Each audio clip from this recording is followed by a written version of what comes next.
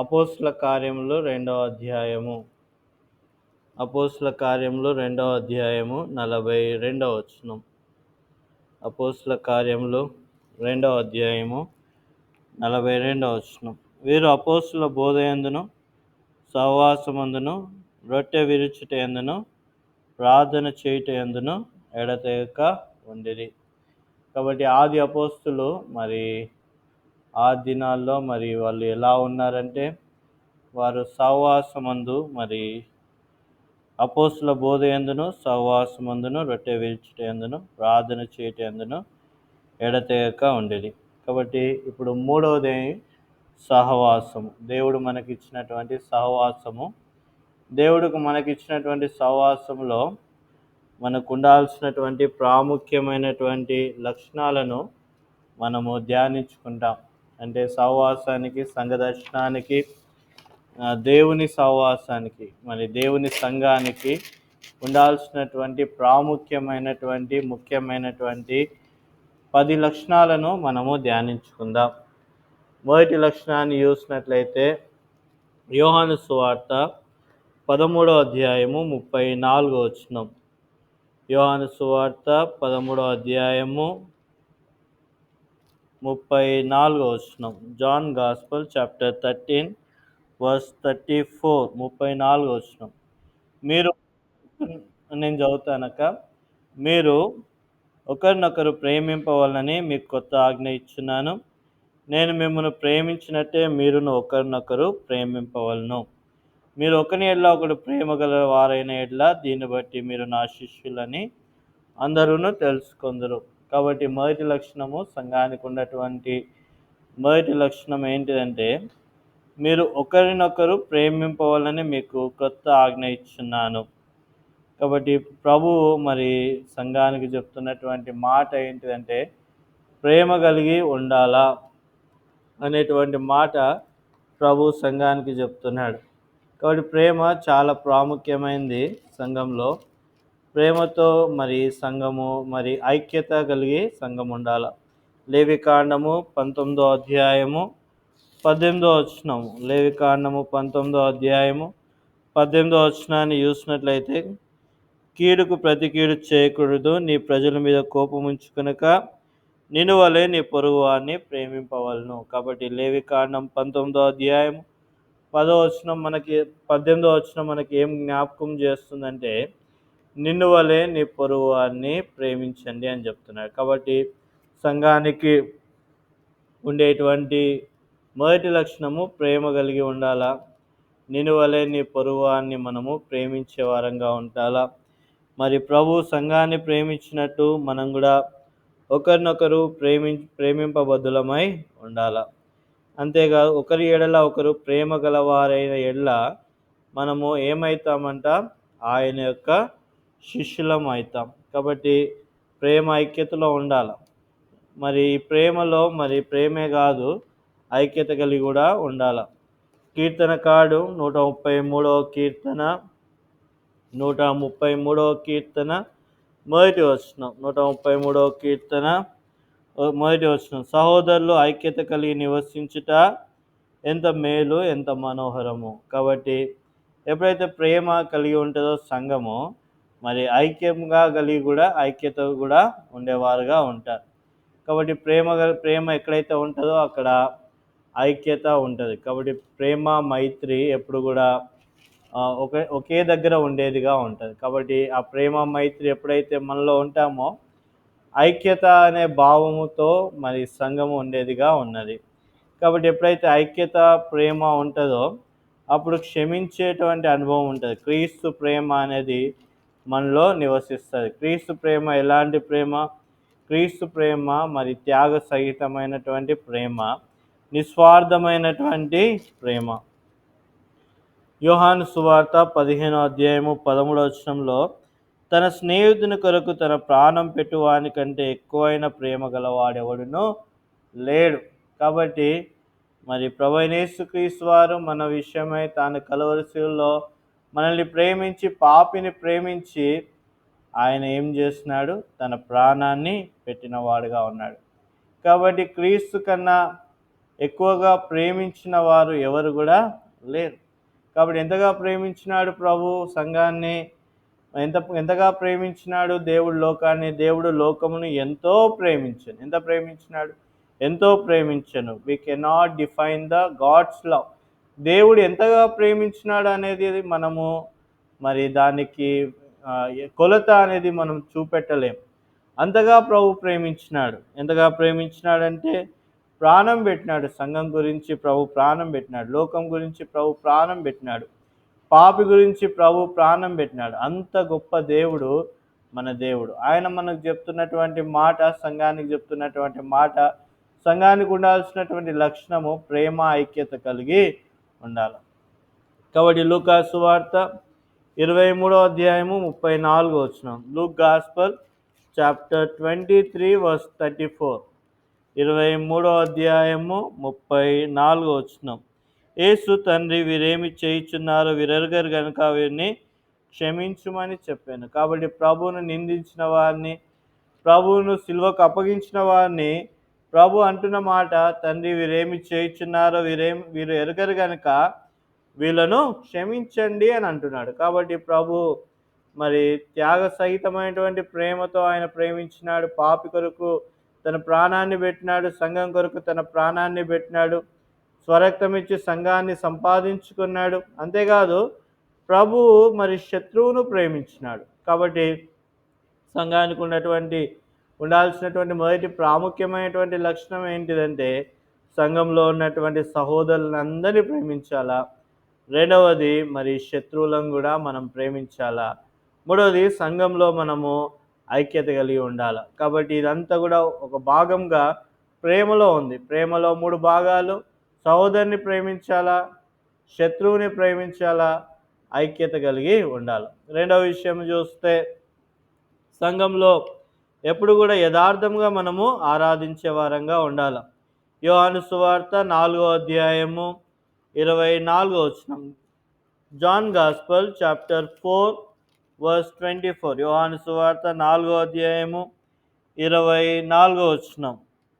దేవుడు ఆత్మ గనుక ఆయన ఆరాధించువారు ఆత్మతోనూ సత్యముతోనూ ఆరాధించాలి. కాబట్టి ప్రభువును మరి ఎలా ఆరాధించాలంట? ఆత్మతోనూ సత్యముతో ఆరాధించాలి. కాబట్టి యెషయా భక్తుడు మరి ప్రజల గురించి అంటున్నటువంటి మాట ఏంటిది? Book of Isaiah chapter 29 verse 13. యెషయా గ్రంథం 29వ అధ్యాయము 13వ వచనం. Book of Isaiah chapter 29 verse 13. ప్రభు ఇలాగ సెలవిచ్చున్నాడు, ఈ ప్రజలు నోటి మాటలతో నా యొద్దకు వచ్చున్నారు, పెదవులతో నన్ను గనపరుచున్నారు, కానీ తమ హృదయంలో నాకు దూరం చేసుకొని ఉన్నారు. కాబట్టి ఇక్కడ దేవుడు ఆత్మ గనుక ఆయన ఆరాధించువారు ఆత్మతోను సత్యముతో ఆరాధించాలి అంటే అర్థం ఏంటిదంటే ప్రభువును మనము నోటి మాటలతో ఆరాధించకూడదు. ప్రభువును మనం పెదవులతో మాత్రమే గనపరచకూడదు.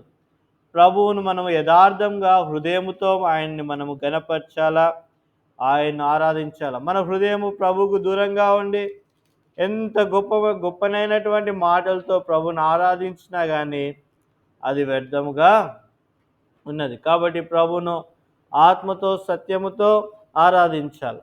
మొదటి తిమోతి రాసిన పత్రిక 1వ అధ్యాయము 17వ వచనం. మొదటి తిమోతి రాసిన పత్రిక 1వ అధ్యాయము 17వ వచనం. 1 తిమోతి చాప్టర్ 1 వర్స్ 17. మొదటి తిమోతి 1వ అధ్యాయము 17వ వచనం. సకల యుగములలో రాజయుండి అక్షయుడును అదృశ్యుడును అద్వితీయ దేవునికి ఘనతయు మహిమయు యుగ యుగములు కలుగునుగాక. కాబట్టి ఇప్పుడు అద్వితీయుడైనటువంటి మన దేవునికి మరి ఘనత కలగాల, మహిమ కలగాల, యుగ యుగములు కలగాల. కాబట్టి మన ప్రభువుని ఎల్లప్పుడూ మనం ఘనపరిచే వారంగా ఉండాలి. సంఘానికి ఉండాల్సినటువంటి 2 ప్రాముఖ్యమైన లక్షణాలు చూసుకున్నాం. మొదటి లక్షణంలో ప్రేమ ఉండాలా, ఐక్యత ఉండాలా. ప్రేమలో సహోదరుని ప్రేమించాలా, శత్రువును కూడా ప్రేమించాలా. సంఘంలో ఉన్న ప్రతి మానవుణ్ణి ప్రేమించాలి. రెండవ విషయాన్ని చూసినట్లయితే సంఘంలో ఏముండాలా? ఆత్మతో సత్యముతో ఆరాధించాలి. పెదవులతో ఆరాధించడం, నోటి మాటలతో ఆరాధించడం కాదు. మన హృదయం దేవుని దగ్గర ఉండాలా. మరి హృదయము దేవునితో ఉండాలా. దేవునికి ఇష్టమైనటువంటి హృదయాన్ని కలిగి ఆత్మతో సత్యముతో యథార్థంగా మనం ఆరాధించాలా. అంతేకాదు మరి మన ప్రభువుని ఎల్లప్పుడూ ఘనపరచాలా. మన ప్రభువుని ఎప్పుడు మహిమపరచాలా. మనం ప్రభువుని ఎప్పుడు కీర్తించాలి. ఇది రెండవది. మూడో విషయాన్ని చూసినట్లయితే మరి మత్తయి సువార్త 28వ అధ్యాయము 19-20 వచ్చిన Matthew gospel chapter 28 verse 19 and 20. మత్తయి సువార్త 28వ అధ్యాయం 19-20. కాబట్టి మీరు వెళ్ళి సమస్త జనులను శిష్యులుగా చేయండి. తండ్రి యొక్కయు కుమారుని యొక్కయు పరిశుద్ధాత్మ యొక్కయు నామంలోకి వారికి బాప్టిసం ఇచ్చుచు నేను మీకు ఏ ఏ సంగతులను ఆజ్ఞాపించి తినో వాటన్నిటిని గైకొనవలనని వారికి బోధించుడి. ఇదిగో యుగ సమాప్తి వరకు సదాకాలం మీతో కూడా ఉన్నానని వారితో చెప్పాను. కాబట్టి ప్రభు మూడవది సంఘానికి చెప్తున్నటువంటి మాట ఏంటిదంటే సమస్త జనులను శిష్యులుగా చేయండి. కాబట్టి we cannot increase the count of చర్చ్లో మరి కౌంట్ ఇంక్రిమెంట్ చేయడం కాదు, కానీ మరి చర్చ్లో ఉన్న వాళ్ళందరూ కూడా తన శిష్యులుగా ఉండాలనేటువంటిది తన యొక్క ఆకాంక్షగా ఉంది. కాబట్టి మత్తయి సువార్త 28:19 కాబట్టి మీరు వెళ్ళి సమస్త జనులను నాకు శిష్యులుగా చేయండి అని అంటున్నాడు. కాబట్టి సమస్త జనులను చర్చికి వచ్చిన ప్రతి మానవుని మనం ఏం చేయాలా? దేవునికి శిష్యులంగా చేయాలా. దేవుని డిసైపుల్స్, దేవునికి శిష్యులుగా మనము వారిని మరి చేయాల. శిష్యుడు ఎలా ఉండాలా? Luke gospel chapter 14 verse 27. లూకా సువార్త 14వ అధ్యాయము 27వ వచనం. Luke gospel chapter 14 verse 27. లూకా సువార్త 14వ అధ్యాయము 27వ వచనం. ఎవడైనా తన సిలువను మోసుకొని నన్ను వెంబడింపని ఎడల వాడు నా శిష్యుడు కాలేడు. కాబట్టి మనము ఏం చేయాలా? లోకంలోకి వెళ్ళి ప్రజలను సంపాదించుకొని ప్రజలను సంఘంలో చేర్చాలా. సంఘంలో చేర్చిన తర్వాత వాళ్ళని దేవునికి శిష్యులుగా చేయాలా. ఎలా శిష్యులుగా చేస్తున్నామంటే ఇక్కడ ఆధ్యాత్మికమైనటువంటి మాట, శిష్యుడు అనేవాడు సిలువను ఎత్తుకొని సిలువను మోసుకొని దేవుని వెంబడించాలి.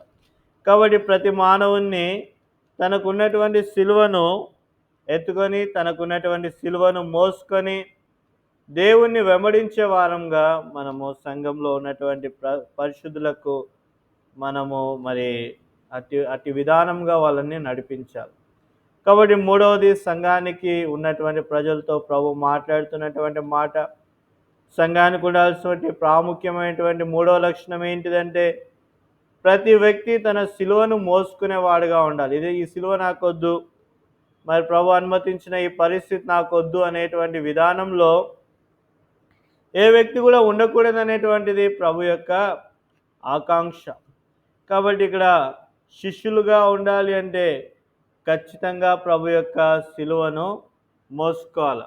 మరి శిష్యులు ఎక్కడి నుంచి రావాలా? ఎవరు తనకు శిష్యులుగా ఉండాలా? ప్రకటన గ్రంథము 7వ అధ్యాయము 9వ వచనం. ప్రకటన గ్రంథం 7వ అధ్యాయము 9వ వచనం. అటు తరువాత నేను చూడగా ఇదిగో ప్రతి జనంలో నుండి, ప్రతి వంశంలో నుండి, ప్రజల్లో నుండి, ఆయా భాషలు మాట్లాడే వాళ్ళలో నుండి వచ్చి ఎవడును లెక్కింపజాలని ఒక గొప్ప సమూహము కనబడినను. వారు తెల్లని వస్త్రం ధరించుకున్న వారై ఖర్జూర మట్టలు చేత పట్టుకొని సింహాసనం ఏటను గొర్రెపిల్ల ఏటను నిలబడి ఉన్నారు. కాబట్టి ప్రభు యొక్క శిష్యులు ఎక్కడి నుంచి వస్తారంటే ప్రతి జనంలో నుండి వస్తారు, ప్రతి వంశంలో నుండి వస్తారు, ప్రతి ప్రజల్లో నుండి వస్తారు, ఆయా భాషలు మాట్లాడే వాళ్ళ నుండి వస్తాడు. లెక్కింపని గొప్ప సమూహంగా మార్చబడతారు. కాబట్టి శిష్యులు మరి ఇక్కడి నుంచే వస్తారని ఏం లేదు. వీళ్ళు మాత్రమే శిష్యులు అవుతారని ఏం లేదు. ప్రతి ప్రజ, ప్రతి జనము, ప్రతి జాతి, ప్రతి భాష సమస్తం నుంచి ఏర్పరచుకుంటారు. నల్లవాడని లేడు, తెల్లవాడని లేడు, ధనికుడని లేదు, తక్కువ వాడని లేదు, ఎక్కువ జాతి అనేది లేదు, తక్కువ జాతి అనేది లేదు, ఏది లేదు. ప్రభు ప్రతి జనంలో నుండి, ప్రతి ప్రజల్లో నుండి ప్రజల్ని ఏర్పరచుకుంటారు. కాబట్టి ప్రభువును నేను ఏర్పరచుకున్నాడంటే, ప్రభు నిన్ను శిష్యుడిగా చేసుకున్నాడంటే నీ గొప్పతనం ఏం లేదు, ప్రభు యొక్క ప్రేమ, కనికరం.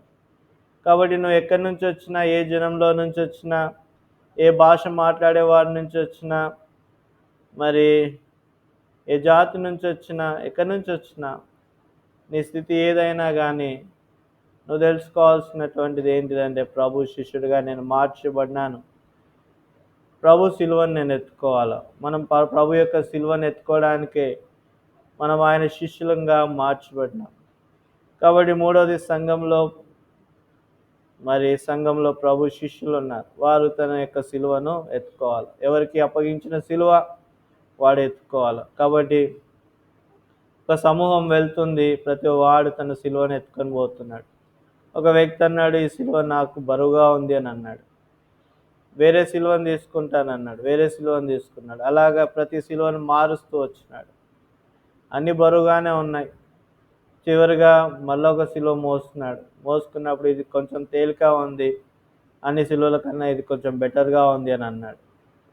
ఆ సిలువ మొదటిగా మోసుకున్న తన సిలువనే. కాబట్టి ప్రభు నీకు ఇచ్చినటువంటి సిలువ, నీకు అప్పగించినటువంటి శ్రమ, అది ప్రభు నిన్ను ఎరిగి గుర్తెరిగి ప్రభు నీకు ఇచ్చిన వాడుగా ఉన్నాడు. కాబట్టి ప్రభు సంఘంలో ఉన్న శిష్యులమైన మనము ఆయన మనకు అప్పగించినటువంటి సిలువను మోసుకొని పోయే వారంగా ఉండాలి. ఆ సిలువను మోసుకొని ప్రభువును వెంబడించే వారంగా ఉండాలి. 3 విషయాలు చూసుకున్నాం.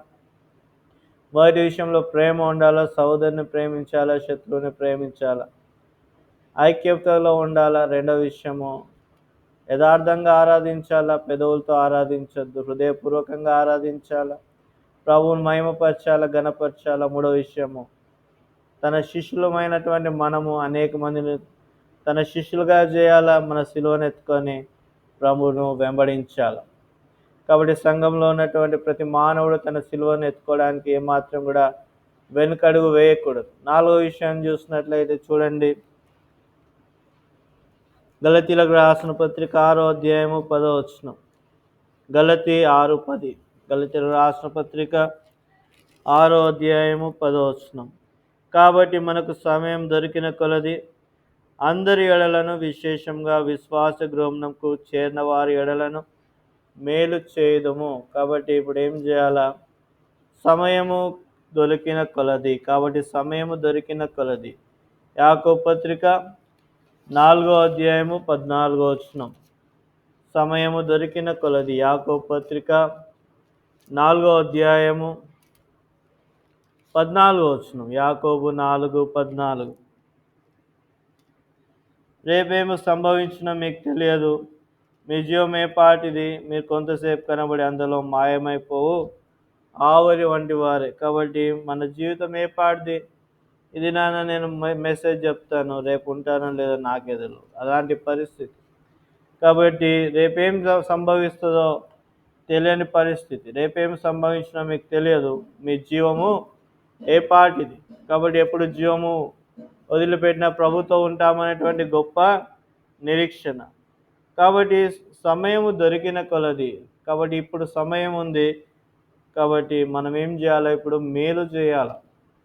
4వది, సంఘానికి ప్రభు చెప్తున్నటువంటి మాట, మేలు చేయండి. ఎవరికి మేలు చేయండి? విశ్వాసుల యొక్క కుటుంబాలకు మేలు చేయండి అని అంటున్నాడు. కాబట్టి సంఘంలో ఉన్న ప్రతి విశ్వాస యొక్క కుటుంబానికి, విశ్వాస గృహంకు చేరిన వారి ఎడలను మేలు చేయడము. కాబట్టి ఎవరైతే విశ్వాస గృహానికి చెందిన వారై ఉన్నారో, ఎవరైతే ప్రభు గృహానికి చెందిన వారై ఉన్నారో, ఏ గృహానికి అయితే రక్షణ మార్మనసు పాప క్షమాపణ కలిగి ఉన్నారో, ఆ గృహానికి మనం ఏం చేయాలంట? మేలు చేయాలని అంటున్నాడు. సమయం దొరికిన కొలది మేలు చేయాలా, సమయం ఉన్నప్పుడు మేలు చేయాలా అనేటువంటి మాట ప్రభు చెప్తున్నాడు. చూడండి, రోమిలకు రాసిన లూకా సువార్త 6వ అధ్యాయం 35వ వచనంలో శత్రువులను ప్రేమించుడు అనేటువంటి మాట రాయబడి ఉంది. రోమిలకు రాసిన పత్రిక 12వ అధ్యాయము 13వ వచనం. రోమిలకు రాసిన పత్రిక 12వ అధ్యాయము 13వ వచనం. రోమా 12:13. రోమా 12వ అధ్యాయం 13వ వచనం. పరిశుద్ధుల అవసరంలో పాలు పొందొచ్చు శ్రద్ధగా ఆతిథ్యం ఇచ్చుచుండుడి.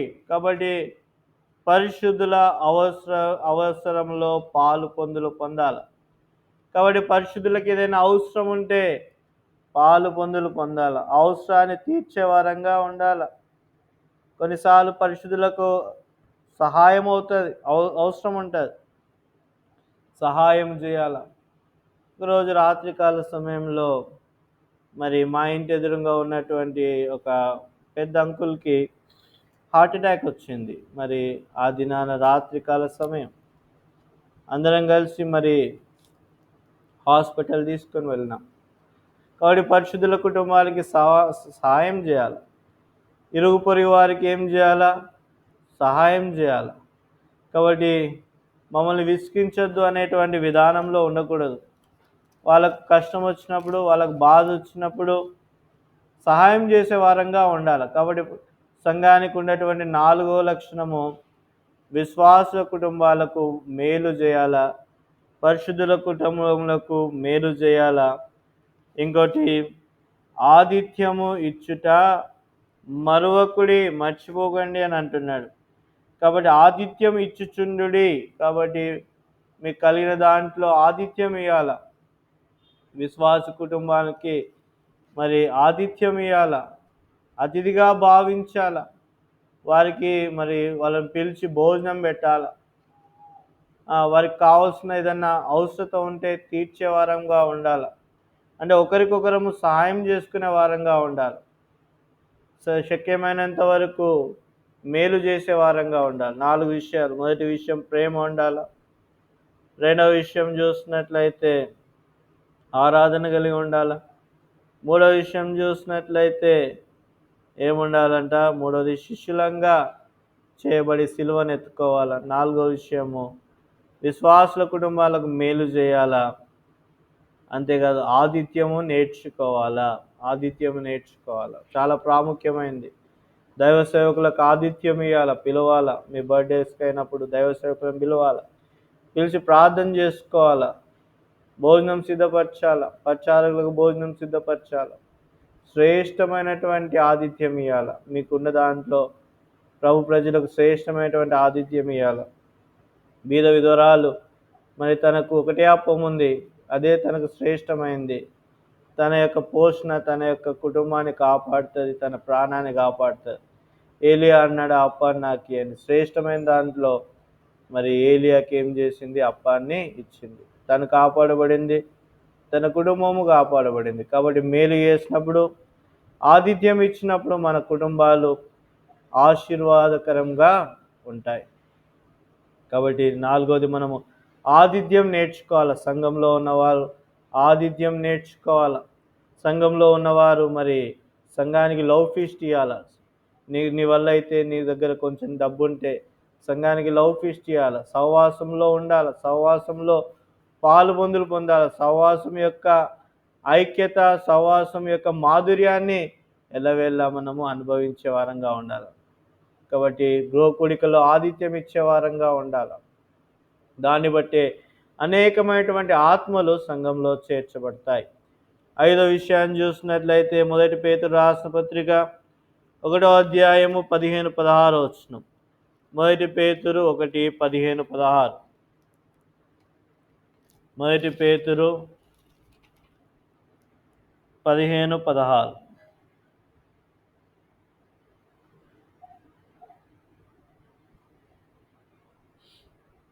నేను పరిశుద్ధుడై ఉన్నాను కనుక మీరును పరిశుద్ధులై ఉండడు. కాబట్టి సంఘానికి ప్రేమ ఉండాలా, ఐక్యత ఉండాలా, సిలువను ఎత్తుకోవాలా, ఆరాధన చేయాలా, పవిత్రత ఉండాలి, ఆతిథ్యం ఇవ్వాలా. మరి 5వ విషయము పవిత్రత ఉండాలి. నేను పరిశుద్ధుడైన ప్రకారం మీరును పరిశుద్ధులై ఉండుడి అని ప్రభువు చెప్తున్నాడు. కాబట్టి హోలీనెస్ అనేది చాలా ప్రాముఖ్యం. నువ్వు సంఘానికి ఎన్ని దాన ధర్మానాలు చేసినా, మరి సంఘంలో ఎన్ని అక్కలు తీర్చినా, అనేక మందికి దాన ధర్మాలు చేసినా, పవిత్రత లేనిది వ్యర్థంగానే ఉంటారు. కాబట్టి ఎంత ఆరాధన చేసినా, మరి ఎంత దయగలిగినటువంటి జీవితం ఉన్నా, పవిత్రత లేనిది వ్యర్థం. కాబట్టి ప్రభు చెప్తున్నాడు, నేను పరిశుద్ధుడై ఉన్న ప్రకారం మీరును పరిశుద్ధులై ఉండాలి. కాబట్టి పరిశుద్ధంగా ప్రభువును మనం ఆరాధించాలి. లేవికాండము 11వ అధ్యాయము 44వ వచనం. లేవికాండం 11వ అధ్యాయము 44వ వచనం. లేవికాండం 11:44. నేను మీ దేవుడైన యెహోవాను, నేను పరిశుద్ధుడను కనుక మీరును పరిశుద్ధులై ఉన్నట్లు మిమ్మల్ని మీరు పరిశుద్ధపరచుకునవలెను. కాబట్టి ప్రభు అంటున్నాడు, పరిశుద్ధంగా ఉండండి ఎల్లప్పుడూ. మరి ఏ చిన్న తప్పు చేసినా యేసుక్రీస్తు రక్తం దగ్గర రండి, మీ పాపాలు కడుక్కోండి. ప్రార్థన కూడిక అందుకోసమే ఏర్పాటు చేయబడింది. ప్రార్థన కూడికలో ఎల్లప్పుడూ మరి మనకు పాపాలు ఒప్పుకోవాలా, పరిశుద్ధంగా జీవించాలా. ఉదయకాలము మౌన ధ్యానంలో పాపాలు ఒప్పుకోవాలా, ఎక్కడ తప్పిపోయినామో మరి గుర్తెరిగి ప్రభు దగ్గర యథార్థంగా జీవించే వారంగా ఉండాలి. రోమీయులకు రాసిన పత్రిక 12వ అధ్యాయము 1వ వచనంలో, రోమా 12:1. రోమీయులకు రాసిన పత్రిక 12వ అధ్యాయము 1వ వచనం. కాబట్టి సహోదరులారా, పరిశుద్ధమును దేవునికి అనుకూలమైన సజీవ యాగంగా మీ శరీరంలో ఆయనకు సమర్పించుకోండి. కాబట్టి మీ యొక్క శరీరంలోనే ఎట్లా సమర్పించుకోవాలంట? దేవునికి పరిశుద్ధంగా దేవునికి మీ శరీరంలో సమర్పించుకొనండి. కాబట్టి your body should be very holy. మీ ఆత్మ పరిశుద్ధంగా ఉండాలి, మీ శరీరం కూడా పరిశుద్ధంగా ఉండాలి. అందుకోసమే రాయబడింది కదా, మీరు విలువ పెట్టి కొనబడిన వారు. అది కాబట్టి జ్ఞాపకం చేసుకోవాలా, మనము రక్తము ద్వారా కొనబడినాం, యేసు రక్తం ద్వారా కొనబడినాం, విలువ పెట్టి కొనబడిన వారు. మనం రక్షించడానికి ప్రభు తన రక్తాన్ని చిందించినాడు. ఎందుకు? మనం పరిశుద్ధంగా ఉండాలని, మన దేహాన్ని పరిశుద్ధంగా ఉంచుకోవాలి.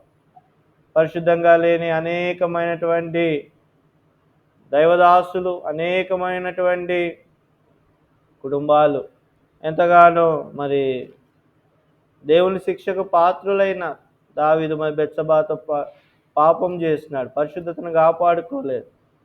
దాన్ని బట్టి తన కుమారుడు మరణించినాడు. వాడేం చేసినాడు? పాపం.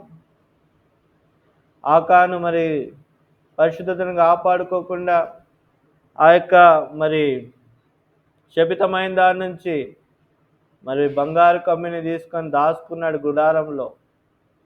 కుటుంబం ఏం పాపం చేసింది? కుటుంబం అంతా కూడా కోల్పోతూ వచ్చినాడు. కాబట్టి నువ్వు అనుకుంటావు, నేను పాపం చేస్తే ఏం జరుగుతుందిలే అనుకుంటావు. నీ పాపము నిన్ను పట్టుకుంటుంది. నీ పాపం నిన్నే కాదు, నీ కుటుంబాన్ని కూడా మరి ఎంతో కష్టాల పాలు చేస్తాడు.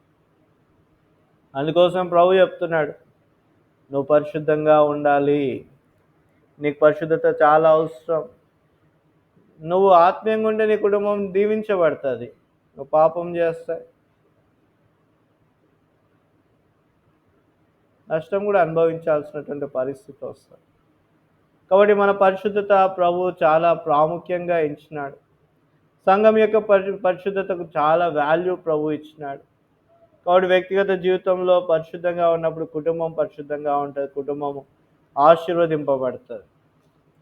ఎఫెసీయులకు రాసిన పత్రిక 4వ అధ్యాయం 24వ వచనం. ఎఫెసీ 4:24. ఎఫెసీ 4:24 వచనం. ఎఫెసీ 4:24. తీసిన వాళ్ళు చదవండి. ఎఫెసీ 4వ అధ్యాయము 24వ వచనం. నీతియు యథార్థమైన భక్తి గలవారై దేవుని పోలికగా సృష్టింపబడిన నవీన స్వభావంను ధరించుకొనవలెను. కాబట్టి ఇక్కడ 4వ వచనం రాయబడింది, నవీన పురుషుణ్ణి, ఒకే పురుషుణ్ణి, నూతన పురుషుణ్ణి, నూతన స్వభావంను, క్రీస్తు స్వభావంను మనం ధరించుకోవాలా. కాబట్టి నవీన స్వభావం, నవీన పురుషుడు, ఒకే పురుషుడు క్రీస్తును మనము ధరించుకోవాలా. కాబట్టి ఏ వ్యత్యాసం లేదు, ప్రభువును పోలి ప్రభువుని ధరించుకునే వారంగా ఉండాలి. కాబట్టి 5 విషయాలు చూస్తున్నాం. మొదటి విషయంలో ప్రేమ ఐక్యత చూస్తున్నాం. రెండవ విషయంలో యథార్థంగా ఆరాధించుట, దేవుని మహిమపరచుట చూస్తున్నాం. మూడవ విషయాన్ని చూసినట్లయితే మూడవ విషయంలో మరి శిష్యులంగా మన సిలువను ఎత్తుకోవాలనేటువంటి విషయం చూస్తున్నాం. నాలుగో విషయము విశ్వాస కుటుంబాలకు మేలు చేసే వాళ్ళంగా ఉండాలా. ఐదో విషయం మన పవిత్రతను మనము కాపాడుకోవాలి. ఆరో విషయం చూడండి, జాన్ గాస్పల్ చాప్టర్ 17 వర్స్ 17. యోహాను సువార్త 17వ అధ్యాయము 17వ వచనం. John gospel chapter 17 verse 17, 17. సత్యమందు వారిని ప్రతిష్ఠ చేయము, నీ వాక్యమే సత్యము. నాలుగవది మరి సత్యంలో ట్రూత్. యేసుక్రీస్తు వారు అంటారు, నేనే మార్గము, సత్యము, జీవం. ప్రభు సత్యంగా ఉన్నాడు, ఆయన సత్యంలో మనము నిలబడాల. కాబట్టి సత్యమందు వారిని ప్రతిష్ఠ చేయము. కాబట్టి సంఘము సత్యంలో ఉండాల. కాబట్టి మనము సంఘానికి ఉన్నటువంటి లక్షణం ఏంటిదంటే సత్యమందు ప్రతిష్ఠ చేయబడినటువంటి జనాంగముగా ఉండాల. 2వ తిమోతికి రాసిన పత్రిక 3వ అధ్యాయము 16వ వచనం. 2వ తిమోతి 3వ అధ్యాయము 16వ వచనం. దైవజనుడు సన్నద్ధుడై ప్రతి సత్కార్యమునకు పూర్ణంగా సిద్ధపడి యుండునట్లు దైవావేశం వలన కలిగిన ప్రతి లేఖనము ఉపదేశించుటకు, ఖండించుటకు, తప్పుదిద్దుటకు, నీతి అందు శిక్ష చేయుటకును ప్రయోజనకరమై ఉన్నది. కాబట్టి సంఘము ఎప్పుడు మరి సత్యమందు నిలబడుతుందంటే దైవజనుడు సన్నద్ధుడై ఉండాలా. ఎలా ఉండాలా? ప్రతి సత్కార్యమునకు పూర్ణంగా సిద్ధపడాల. తర్వాత దైవావేశం కలిగి ఉండాలి. ప్రతి లేఖనము 5వ భాగం దైవావేశము వలన కలిగినటువంటి ప్రతి మాటను బట్టి ప్రతి లేఖనము. తర్వాత ఏమంటున్నాడు? ఉపదేశించుటకు, ఖండించుటకు, తప్పుదిద్దుటకు, నీతి అందు శిక్ష చేయుటకు ప్రయోజనకరమై ఉన్నది. కాబట్టి దైవావేశం వలన ఉపదేశించాలా, దైవావేశం వలన ఖండించాలా, దైవావేశం వలన తప్పుదిద్దాలా, దైవావేశం నందు నీతి అందు వాళ్ళని ఏం చేయాలా? శిక్ష చేయుటకు ప్రయోజనకరంగా ఉండాలి. కాబట్టి ఇప్పుడు దైవజనుల గురించి చెప్తున్నాడు. సత్యమందు సంఘాన్ని ప్రతిష్ఠ చేయమని వాక్య పరిచారకులకు, దైవోపదేశకులకు ప్రభు చెప్తున్నటువంటి మాట. కాబట్టి దేవుని వాక్యమే సత్యమైనది. దేవుని వాక్యంలో నిలబెట్టాలా. దేవుని వాక్యం ద్వారా సంఘాన్ని కట్టేవారంగా ఉండాలి. యోహాను సువార్త 8వ అధ్యాయము 32వ వచనం. John gospel chapter 8 verse 32. యోహాను సువార్త 8వ అధ్యాయం 32వ వచనం. 31. కాబట్టి యేసు తను నమ్మిన యూదులతో, మీరు నా వాక్యమందు నిలిచిన వారైతే నిజముగా నాకు శిష్యులైన సత్యమును గ్రహించుదురు, అప్పుడు సత్యమేమును స్వతంత్రులుగా చేయను. కాబట్టి సత్యమందు నిలిచి ఉందరు, నా శిష్యులైన సత్యమును గ్రహించెదరు. సత్యమే వాక్యము. కాబట్టి ప్రభు యొక్క వాక్యమందు నిలిచి ఉండండి. వాక్యము ఎట్లా ఉంది, ఏం బోధిస్తుంది, దాని యందు నిలిచి ఉండండి. సొంత స్వయం అవసరం లేదు. వాక్యం ఏం బోధిస్తుంది దాన్ని బట్టి సరి చేసుకోండి. వాక్యం ఎటు నడిపిస్తుంది దాన్ని బట్టి నడిపించబడుడి. అప్పుడు సత్యం మిమ్మల్ని ఏం చేస్తుంది? స్వతంత్రులుగా చేస్తుంది. కాబట్టి దేవుని వాక్యమే సత్యం. 6వ విషయం చెప్తుంది, సత్యంలో నిలబడండి. దైవజనులారా, సత్యంలో సంఘాన్ని కట్టండి. దైవావేశం ద్వారా బోధించండి, సరిదిద్దండి, ఖండించండి, బుద్ధి చెప్పండి అనేటువంటి మాట చెప్తున్నాడు. తర్వాత సంఘానికి ఆయన చెప్తున్నటువంటి మాట ఏంటిదంటే, మీరు వాక్యం ముందు నిలబడండి, మీ జీవితాన్ని వాక్యమందు కట్టుకోనండి, మీ జీవితాన్ని వాక్యంలో సరిపోల్చుకోనండి. వాక్యానికి నీ హృదయానికి సరి లేకపోతే వాక్యం నిన్ను మరి ఏం చేస్తుంది? మరి అదొక పాల వలె నిన్ను కడుగుతుంది. మరి వాక్యము నిన్ను శుద్ధీకరిస్తుంది, వాక్యము నీ తప్పును చూపెడుతుంది, వాక్యం నిన్ను సత్యమందు ప్రతిష్ఠ చేస్తుంది. కాబట్టి సంఘము 6వ లక్షణంలో సత్యంలో నిలబడాల. సత్యం అంటే వాక్యమే సత్యం. దైవవాక్యము ఏం బోధిస్తుందో దాన్ని సరిచూసుకొని మనం నడిచే వారంగా ఉండాలి. 7వ విషయం చూస్తే మొదటి తెస్సలోనికీయులకు రాసిన పత్రిక 5వ అధ్యాయము 17వ వచనంలో రాయబడి ఉంది, ఎడతెగక ప్రార్థన చేయండి. 1 Thessalonians chapter 5 verse 17. ఎడతెగక ప్రార్థన చేయుడి. మరి తెలుగు బైబిల్లో 15వ వచనంలో ఉంటుంది, ఎడతెగక ప్రార్థన చేయాలి. అక్కడ కింది భాగంలో కృతజ్ఞతాస్తుతులు చెల్లించాలి. కాబట్టి ప్రతి పరిస్థితిలో ప్రార్థన అవసరం, కృతజ్ఞతాస్తుతి అవసరం. నువ్వు భోజనం చేస్తుంటే ప్రభువుకు ప్రార్థన చేయాలా. ప్రార్థన చేయకుండా ఎప్పుడు భోజనం తీసుకోవద్దు. ప్రార్థన చేసి భోజనం తీసుకుంటే అందులో ఉన్నటువంటి ఇన్ఫెక్షన్ అంతా కూడా ప్రభువు తొలగిస్తాడు. ఒక వ్యక్తికి మరి బోధకుడే మంచి చికెన్ వండాడంట. వండిన తర్వాత గబగబ తినేసినాడంట. గబగబ తినేసి ప్రార్థన చేసుకోవడం మర్చిపోయినాడు. అయ్యో నేను ప్రార్థన చేసుకోలేదని అనుకున్నాడు. సరే మర్చిపోయినాడు, అయిపోయిందిలే అని అనుకున్నాడు. తర్వాత ఆ చికెన్లో ఇన్ఫెక్షన్ ఉంది. ఆ కోడి చచ్చిపోయినటువంటి కోడి, 2 దినాలు మోషన్స్. కాబట్టి ప్రార్థన చాలా ప్రాముఖ్యమైనటువంటిది. ప్రభు ఇచ్చిన ఆహారానికి వందనాలు చెల్లించాలి. ప్రభు ప్రార్థన చేస్తే కుండలో ఉన్నటువంటి విషయాన్ని కూడా తొలగించేవాడుగా ఉన్నాడు. ఏలియా దినాల్లో మరి ఈ యొక్క ఆహారంలో విషం ఉంది అని అన్నారు. ప్రార్థన చేసి విషం మొత్తం కూడా తొలగించినాడు. పిండిని వేసినారు, విషమంతా పోయింది. కాబట్టి ప్రభు యేసు అనేటువంటి పిండిని కలపాల. ప్రభు యేసుకు ప్రార్థన చేయాలి. ప్రార్థన చేసినప్పుడు అది ఆశీర్వాదకరంగా మార్చబడుతుంది, మధురంగా మార్చబడుతుంది. కాబట్టి ఎడతెగక ప్రార్థన చేయాలా, కృతజ్ఞతాస్తుతులు చెల్లించి ప్రార్థన చేసే వారంగా ఉండాలా. రోమీయులకు రాసిన పత్రిక 12వ అధ్యాయము 2వ వచనం, మీరు ఈ లోక మర్యాదను అనుసరింపగా ఉత్తమను అనుకూలమును సంపూర్ణమైన దేవుని చిత్తం మీద పరీక్షించి తెలుసుకున్నట్లు మీ మనసు మారి నూతన మోట వలన రూపాంతరము పొందుడి. మనసు మారి నూతనం అయ్యేటువంటి పరిస్థితిలో మనము ఉండాలి.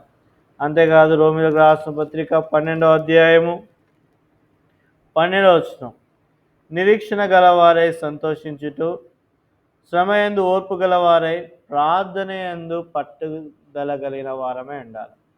కాబట్టి ప్రార్థన చాలా ప్రాముఖ్యమైనది. ఏ విశ్వాసి అయితే ప్రార్థనకు ప్రాముఖ్యత ఇస్తాడు, ఆ కుటుంబం ఆశీర్వదింపబడుతుంది. No doubt. నువ్వు వ్యక్తిగత ప్రార్థన చేస్తున్నావు, నీ డైలీ పోర్షన్ చదువుతున్నావు, సంఘంకి వెళ్ళి ప్రార్థన చేస్తున్నావు, ప్రార్థనలు ఏకీభవిస్తున్నావు, నీ కుటుంబం ఆశీర్వదింపబడుతుంది. There is no doubt. ప్రార్థనలో పట్టుదల కలిగి ఉండాలా. కాబట్టి ఇది ఊరికే చెప్తున్నటువంటి మాటలు కాదు, ప్రార్థనకు ప్రాముఖ్యత ఇచ్చే చెప్తున్నటువంటి మాటలు. కాబట్టి నా జీవితంలో మరి ప్రార్థన అనేది నా జీవితాన్ని ఎంతోగానో హెచ్చించింది. బయటికి వెళ్తే ప్రార్థన, ఇంటికి వస్తే ప్రార్థన, కుటుంబం గురించి ప్రార్థన, సంఘం గురించి ప్రార్థన, ఉద్యోగం గురించి ప్రార్థన, రక్త సంబంధికుల గురించి ప్రార్థన, సంఘం విషయం ప్రార్థన, అనేకమైన ప్రజల గురించి ప్రార్థన. ఆ ప్రార్థనని ఆత్మీయంగా మరి నిలబెట్టేదిగా ఉంది. కాబట్టి పట్టుదలతో ప్రార్థన చేయాలా, ఎడతెగక ప్రార్థన చేయాలా, సంఘంతో ప్రార్థన చేయాలా, విసుకకుండా ప్రార్థన చేయాలా. ప్రార్థన చేసినప్పుడు ప్రభు మన జీవితాల్లో గొప్ప కార్యాలు చేసేటువంటి వాడుగా ఉన్నాడు. మార్కు సువార్త 1వ అధ్యాయము 35వ వచనం. మార్కు సువార్త 1వ అధ్యాయము 35వ వచనం, 135. ఆయన పెందలకల లేచి ఇంకా చాలా చీకటి ఉండగానే బయలుదేరి అరణ్య ప్రదేశంకు వెళ్ళి అక్కడ ప్రార్థన చేయించిండను. ఆయన పెందలకల లేచినాడంట. సుమారు 4 గంటల ముందే ప్రభు లేచి అరణ్యంలోకి వెళ్ళి ప్రార్థన చేసుకున్నాడు. అంత ప్రాముఖ్యత ఇచ్చినాడు ప్రభు ప్రార్థనకు. అందుకోసమే ప్రభు యొక్క జీవితము మరి ఎంతో అమూల్యమైనటువంటి జీవితం. ప్రభు మరియు తన ప్రార్థనలో విధేయత నేర్చుకున్నాడని బైబిల్లో రాయబడి ఉంది. కాబట్టి విధేయత మనల్ని పరిపూర్ణతలోకి తీసుకొని వస్తుంది. విధేయత మనల్ని పరలోకంలోకి చేరుస్తుంది. విధేయత మనకి రక్షణ ఇస్తుంది. కాబట్టి ప్రభు యథార్థంగా మన ఉదయకాలంలోనే పెందలకడ లేచి అరణ్యంలోకి వెళ్ళి ఇంకా చీకటిగా ఉన్నప్పుడే ఆయన వెళ్ళి ప్రార్థన చేసిన వాడిగా ఉన్నాడు. కొలస్సీలకు రాసిన పత్రిక 4వ అధ్యాయము 2వ వచనం. కొలస్సీ 4వ అధ్యాయము 2వ వచనం. ప్రార్థన యందు నిలకడగా ఉండి కృతజ్ఞత గలవారై మెలకువగా ఉండుడి. కాబట్టి ఆల్ నైట్ ప్రేయర్ చాలా ప్రాముఖ్యమైనది. రాత్రి అంతా ప్రార్థన చేయండి, ప్రభు దీవిస్తాడు. పెందలకల ప్రార్థన చేయండి, ప్రభు దీవిస్తాడు. అవసరతల కొరకు ప్రార్థన చేయండి, ప్రభు దీవిస్తాడు. సంఘం కొరకు ప్రార్థన చేయండి, ప్రభు దీవిస్తాడు. ఉపవాసం ఉండి ప్రార్థన చేయండి, ప్రభు దీవిస్తాడు. ప్రార్థన, ఏ కుటుంబంలో అయితే ప్రార్థన ఉంటుందో ఆ కుటుంబంలో ఆశీర్వాదం. పిల్లలు త్వరగా సెటిల్ అవుతారు. పిల్లల చదువులో మంచి అడ్మిషన్స్ వస్తాయి. పిల్లలకు కావాల్సిన సమయంలో వివాహాలు జరుగుతాయి. మీరు ఏ ఆశీర్వాదాన్ని కోరుకోండి, ప్రార్థనను పెట్టండి, ప్రభు సమస్తాన్ని ఇచ్చేవాడుగా ఉంటాడు.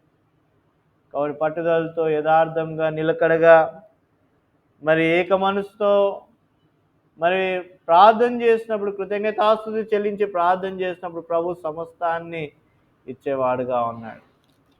8వది రోమీయులకు రాసిన పత్రిక 8వ అధ్యాయము 14వ వచనం. రోమా 8:14. రోమా 8:14. దేవుని ఆత్మచేత ఎందరు నడిపింపబడుదురో వారందరూ దేవుని కుమారులైందురు. కాబట్టి 8వది, దేవుని ఆత్మ ద్వారా మనము నడిపించబడాలా. గలతీయులకు రాసిన పత్రిక 5వ అధ్యాయము 16వ వచనం. గలతీ 5:16. కాబట్టి సంఘము దేవుని ఆత్మ ద్వారా నడిపించబడాలి.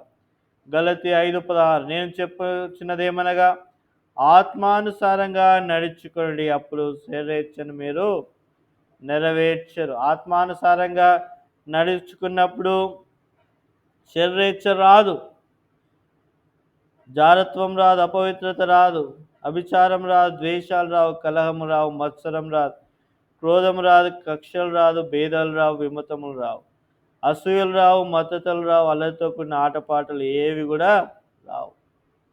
కాబట్టి ఇప్పుడు సంఘానికి కావాల్సినటువంటి 8వ లక్షణము ఆత్మచేత నడిపించబడి దేవుని కుమారులం కావాలి. కాబట్టి ఎక్కడైతే క్రోధం ఉంటుందో, జారత్వం ఉంటుందో, అపవిత్రత ఉంటుందో, మత్సరం ఉంటుందో, అక్కడ ప్రతి నీచ కార్యములు ఉంటాయని అన్నాడు. కాబట్టి శరీరేచ్ఛలు ఎక్కడైతే ఉంటాయో సంఘం ఆత్మీయంగా వర్ధిల్లదు. సంఘంలో ఉన్న ప్రతి మానవుడు ఆత్మీయంగా ఉండే సంఘము మరి నానాటికి అభివృద్ధిలోకి వస్తుంది. కాబట్టి ఆత్మచేత నడిపించబడేటువంటి సంఘము ఆత్మఫలంతో ఉంటుంది. ప్రేమ, సంతోషము, సమాధానము, దీర్ఘశాంతము, దయాళుత్వం, మంచితనం, విశ్వాసం, సాత్వికము, ఆశా నిగ్రహము, దీంట్లో సంఘము కట్టబడుతుంది. కాబట్టి 8వ విషయము ఆత్మానుసారంగా నడుచుకునే వారంగా ఉంటాం. యోహాను సువార్త 1వ అధ్యాయము 12వ వచనం. John gospel chapter 1:12. యోహాను 1:12. తను ఎందరు అంగీకరించిన వారందరికీ, అనగా తన నామమున విశ్వాసం ఉంచిన వారికి దేవుని పిల్లలగుటకు అధికారం ఉంటుంది. ఆత్మానుసారంగా నడుచుకుంటే we are the children of God. దేవుని పిల్లలంగా మార్చబడతాం. దేవుడు ఆత్మానుసారుడు. తన పిల్లలు కూడా ఆత్మీయమైనటువంటి వారు. శరీర కార్యములు స్పష్టమైనవి. శరీర కార్యములు జరిగించేవారు తన పిల్లలుగా ఉండడానికి ఏమాత్రం కూడా ఆయన ఒప్పుకోడు. ఆత్మానుసారంగా మన జీవితాన్ని ముందు కొనసాగించుకుంటే ప్రభు పిల్లలం అవుతాం. 8వది. 9వ విషయం చూస్తే మన వాక్య భాగము అపోస్తుల కార్యములు 2వ అధ్యాయం 42వ వచనం. వీరు అపోస్తుల బోధ యందును, సహవాసమందును, రొట్టె విరుచుట యందును, ప్రార్థన చేయట యందును ఎడతెగక ఉన్నారు. కాబట్టి బోధ యందు ఉండాలా, బోధించాలా, సహవాసంలో ఉండాలా, బలలో పాలు పొందాలా, ప్రార్థన చేయాలి. మొదటి విషయము మరి అపోస్తుల బోధ 2 తిమోతికి రాసిన పత్రిక 3వ అధ్యాయము 16వ వచనం. సరైన సమయానికి ముగిస్తాను. 2 తిమోతికి రాసిన పత్రిక 3వ అధ్యాయము 16వ వచనం. 2 తిమోతి 3వ అధ్యాయం 16వ వచనం. కాబట్టి దైవావేశం వలన దేవుని వాక్యాన్ని బోధించాలి. రెండవ విషయము హెబ్రీయులకు రాసిన పత్రిక 10వ అధ్యాయము 24వ వచనం. సమాజంగా కూడుకోవాలి. హెబ్రీ 10:24. కాబట్టి సహవాసంలో ఉండాలి, సమాజంగా కూడుకోవాలి. మూడవది రొట్టె విడిచిటందు ఉండాలి. లూకా సువార్త 22వ అధ్యాయము 19వ వచనం. Luke gospel chapter 22 verse 19. లూకా సువార్త 22:19వ వచనం. పిమ్మట ఆయన ఒక రొట్టె పట్టుకొని కృతజ్ఞతాస్తులు చెల్లించి దాన్ని విరిచి వారికిచ్చి, ఇది మీ కొరకు నా శరీరం, ఇది మీ కొరకు ఇవ్వబడిన నా శరీరం, నన్ను జ్ఞాపకం చేసుకుంటకు దీన్ని చేయడం చెప్పాను. కాబట్టి పరిశుద్ధంగా ప్రభు యొక్క శరీరంలో మనము పాలు పొందాలి. ప్రతి వారం ప్రభు యొక్క శరీరంలో పాలు పొందాలి. సరి చేసుకొని పాలు పొందాలి. యథార్థంగా పాలు పొందాలి. 4వ విషయం చూసినట్లయితే ప్రార్థన యందు నిలకడగా ఉండాలి. ఎడతెగక ప్రార్థన ఉండాలి. కాబట్టి 9వ విషయము దైవావేశం ద్వారా బోధించాలా, ఖండించాలా, ప్రజలతో మాట్లాడాలి, ప్రేమానురాగాలతో వాక్యాన్ని బోధించాలా, సరిచేయాలా, చక్కపరచాలా. రెండవ విషయం చూస్తే సహవాసంలో ఉండాలా, మరి ప్రతి కూడికకు హాజరు కావాలా. మూడవ విషయము ప్రభు బల్లో పాలు పొందాలా. 4వ విషయము ప్రార్థన జీవితం కలిగి ఉండాలి. చివరిది మార్కు సువార్త 16వ అధ్యాయము 15వ వచనం. మార్కు సువార్త 16వ అధ్యాయము 15వ వచనం. మార్కు సువార్త 16వ అధ్యాయము 15వ వచనం. మరియు మీరు సర్వలోకమునకు వెళ్ళి సర్వ సృష్టికి సువార్తను ప్రకటించండి. కాబట్టి సువార్తను ప్రకటించాలి. ప్రభు యేసే నిజమైనటువంటి దేవుడు, నిజరక్షణకు కారకుడు. ప్రభు ఈ లోకానికి వచ్చినాడు, సమస్త మానవాళి విషయమై సిలువలో మరణించినాడు, సిలువ మీద తన ప్రాణాన్ని పెట్టినాడు, రక్తాన్ని గార్చినాడు, సమాధి చేయబడినాడు, మూడో దినాన తిరిగి లేచినాడని సర్వలోకానికి వెళ్ళి సర్వ సృష్టికి సువార్తను ప్రకటించాలి. కాబట్టి మనము సువార్తను ప్రకటించాలి. అనేకమైనటువంటి నశించిపోతున్న ఆత్మలకు ప్రభు క్రీస్తే నిజమైన దేవుడు, నిత్య జీవానికి మార్గమై ఉన్నాడు.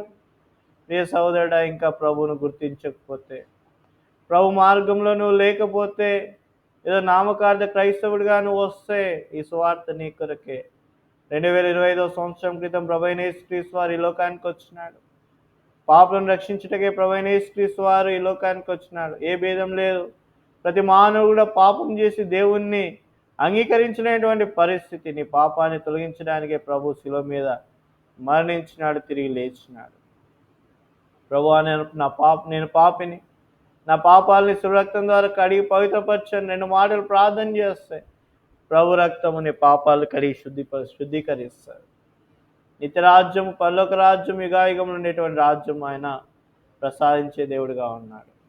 కాబట్టి సాయంకాల సమయంలో ప్రభు మనతో మాట్లాడుతున్నటువంటి మాటలు 10 లక్షణాలు సంఘానికి ఉండాలి. మొదటి విషయం చూసినట్లయితే సంఘంలో ప్రేమ ఉండాలా, సహోదరుని ప్రేమించాలా, శత్రువుని ప్రేమించాలా, ఐక్యత ఉండాలి.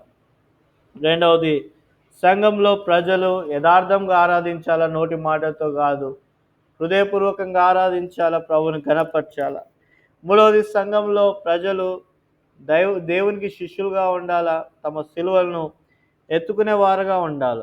నాలుగవది సంఘంలో మేలు చేసే వారంగా ఉండాలి, దయ ఉండాలా, విశ్వాసుల కుటుంబాలకు మేలు చేయాలా, ఆతిథ్యము నేర్చుకోవాలా, పరామర్శించడం నేర్చుకోవాలా, దీనులకు మరి భోజనం పెట్టే వారంగా ఉండాలా, మనకు మన మన మన ద్వారా జరిగేటువంటి మేలును సంఘానికి మనం చేసే వారంగా ఉండాలి.